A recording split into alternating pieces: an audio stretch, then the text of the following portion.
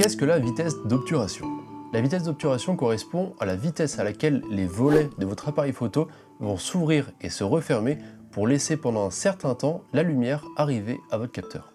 Elle est également connue sous le nom de temps d'exposition. Plus la vitesse d'obturation ou d'exposition sera longue, et donc avec des volets qui vont rester ouverts pendant un certain moment, et donc une vitesse lente, plus la lumière aura le temps d'atteindre le capteur. Et inversement, plus la vitesse sera rapide, plus les volets vont s'ouvrir et se fermer rapidement, et ainsi laisser beaucoup moins de temps à la lumière de rentrer dans l'appareil photo.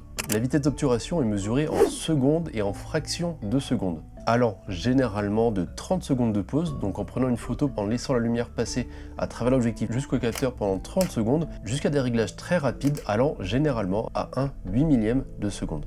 Pour comprendre ce dernier, prenons par exemple 1/250e de seconde, qui est une vitesse relativement rapide. 1/250e de seconde correspond à 1 seconde divisée par 250 fois. Ça va vous donner un petit peu un ordre d'idée à laquelle la vitesse, le volet, va s'ouvrir et se fermer. Donc 1/8 millième de seconde, c'est 1 seconde divisée par 8000. Ça vous donne une bonne idée de la vitesse à laquelle le petit mécanisme des volets va laisser passer la lumière. Pour doubler ou diviser par 2 la quantité de lumière, et donc d'augmenter ou de diminuer la valeur d'un seul stop, c'est très simple, il suffira simplement de diviser par 2 ou de doubler la vitesse sur laquelle vous êtes. Donc si vous êtes à 1/250e et que vous voulez être plus rapide, vous pouvez augmenter d'un stop et donc passer à 1/500e de seconde. A l'inverse, si vous voulez laisser plus de lumière dans votre photo, disons par exemple une photo de nuit de 4 secondes et que vous souhaitez avoir 2 stops de plus pour laisser rentrer plus de lumière, vous allez donc passer pas de 8 secondes mais à 16 secondes de prise de vue. Les volets de votre appareil photo resteront donc ouverts avec la lumière qui va atteindre le capteur pendant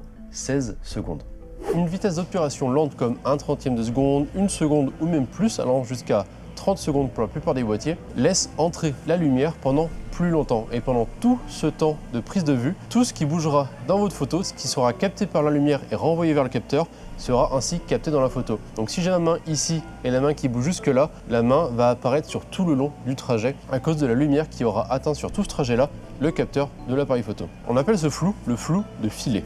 D'où l'importance d'un trépied si vous voulez avoir des sujets devant vous qui bougent avec du flou de filet. Là où quand vous allez bouger votre caméra, on appelle ça souvent le flou de bouger ou de mouvement qui sera incorporé à cause de vous qui aurez bougé toute la scène à cause du mouvement de caméra. A l'inverse, si vous mettez une vitesse d'obturation très rapide comme 1/500e, 1 millième, 1 4/1000 ou même plus sur certains appareils photo, vous allez pouvoir figer et geler votre moment en photo. Simplement parce que la lumière qui sera reflétée vers votre capteur aura simplement le temps d'arriver pendant ce court laps de temps. Comment puis-je contrôler la vitesse d'obturation sur mon appareil photo? Pour contrôler la vitesse d'obturation sur votre appareil photo, c'est très simple. Vous pouvez utiliser le mode semi-automatique S ou TV présent sur la molette ou le réglage de votre appareil photo.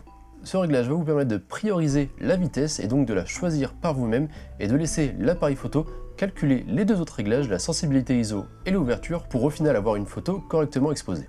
Vous pouvez, si vous le sentez, utiliser aussi ce réglage sur le mode manuel, le mode M, mais pour cela, vous allez aussi devoir compenser avec les deux derniers réglages, l'ouverture et la sensibilité ISO, pour rééquilibrer la lumière qui arrivera sur votre capteur. La vitesse d'obturation varie selon l'effet désiré et l'environnement. Une vitesse rapide peut geler les mouvements comme les ailes d'un oiseau ou des gouttes d'eau sous la pluie, vous permettant de capturer des détails que l'œil nu ne pourrait observer. C'est aussi évidemment un outil essentiel en photo sportive, là où chaque milliseconde peut compter. Et à l'inverse, une vitesse d'obturation lente permet de jouer avec le temps. Vous allez pouvoir avoir des lumières avec un effet de filet, comme sur des phares de voiture qui bougent pendant la capture de votre photo, ou si vous prenez une rivière, avoir un effet très doux et épuré de l'eau sur votre image, traduisant le côté calme et serein de l'environnement. En dehors de ça, pensez aussi à expérimenter. Une vitesse lente en portrait peut être un très bon moyen d'exprimer un dynamisme ou une émotion.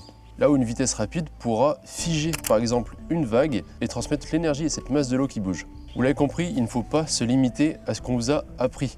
Essayez d'expérimenter et d'utiliser différentes vitesses pour différentes situations. Vous allez voir que vous allez pouvoir créer une multitude de photos qui traduisent une multitude d'émotions. Une photo floue n'est pas forcément ratée à partir du moment où vous aviez une intention derrière la tête.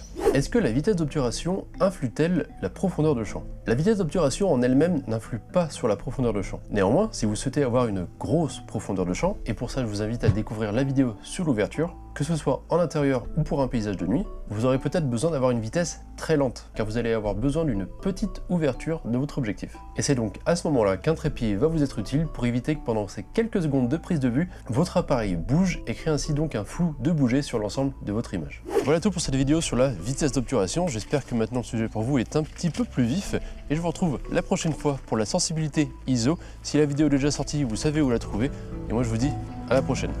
Ciao.